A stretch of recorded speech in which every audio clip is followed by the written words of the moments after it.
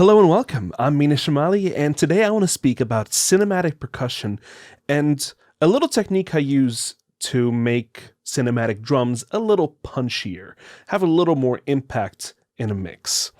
The library I'll be using to demonstrate this is Soundiron's Apocalypse Percussion Ensemble, which is one of my favorite libraries. I really enjoy using it in my work, whether it's for trailers, whether it's for media, for picture, for video games.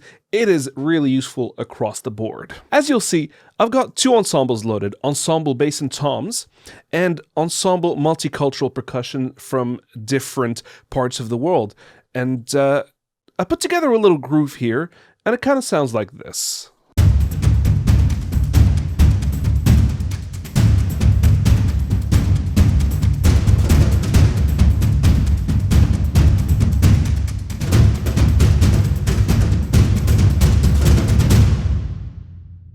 A lot of volume there, a lot of power, and if I look at the mix here, it's only the close mics loaded up on each of those ensembles. And even with the close mics, it still sounds a bit roomy. So depending on what else you have going in the mix, this might not hit as hard as you need it. It definitely hits really hard, but it might need to be a little less ambient, even using the close mics, depending on your other elements in the mix. Now you can achieve this extra punch, this extra impact, using effects like compression, transient designers, or saturators, and they're all really effective for that kind of result. But I found this simple technique that I also like to use that I like to refer to as stack and release. Here's that technique. First, the stack. I begin by making a copy of my percussion part.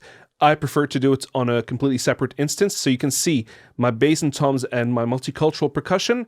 There's two extra copies, and they're deliciously titled Punchy. And right now I've got them muted, but let me activate them. And as it stands, I haven't changed anything. They're exactly the same.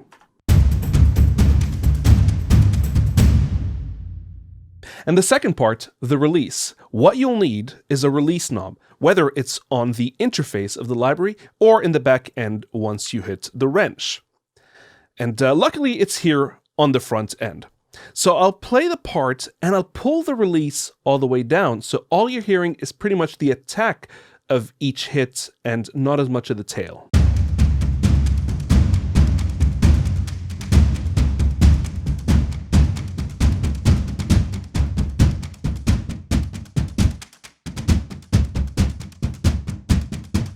And I'll do the same with the multicultural percussion.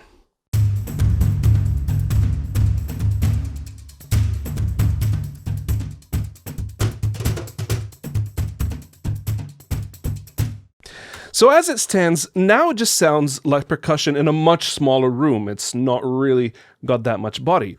And if I just play these together,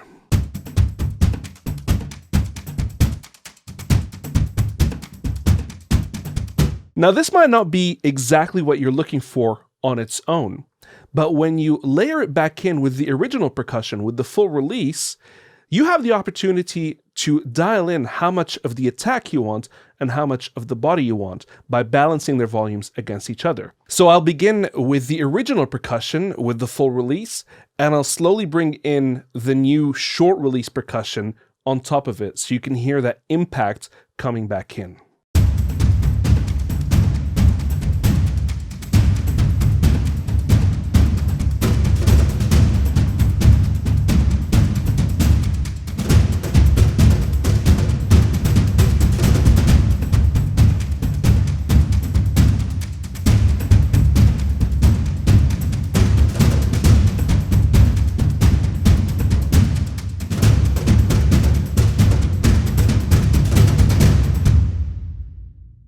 And as it stands, obviously the volumes are going up and you can still balance those volumes.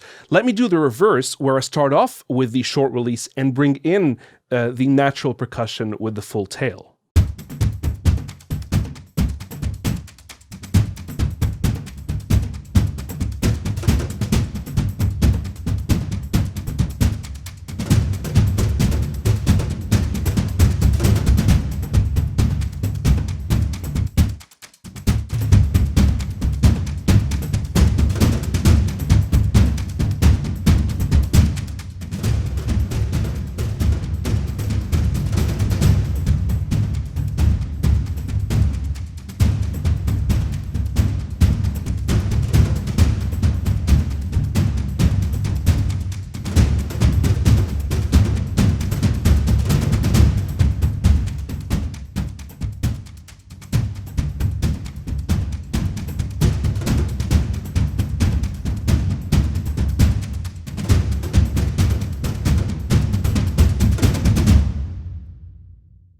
So there's a lot you can do here, a lot of options, and of course this is not the only way to add impact and punch into your drums. It's just one way that I've found very useful in my own work, and I hope you do too.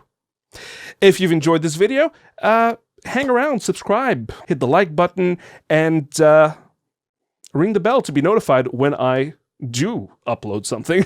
Stay safe, stay creative, and I'll catch you on the next one.